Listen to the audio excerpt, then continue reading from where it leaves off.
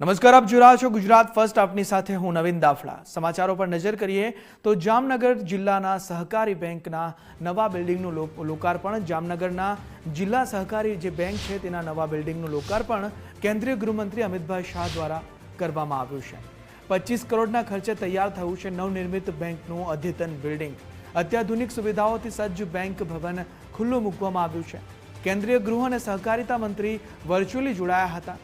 આ કાર્યક્રમમાં અર્જુન મોઢવાડિયા સહિતના નેતાઓ પણ ઉપસ્થિત હતા. રીવાબા જાડેજા, રાઘવજીભાઈ, મોડુભાઈ બેરા પણ કાર્યક્રમમાં હાજર હતા. બેંકના ચેરમેન જીતેન્દ્રલાલે બેંકની સ્થિતિનો તાગ રજૂ કર્યો. એની જવાબદારી એવા જ વિઝનરી લીડર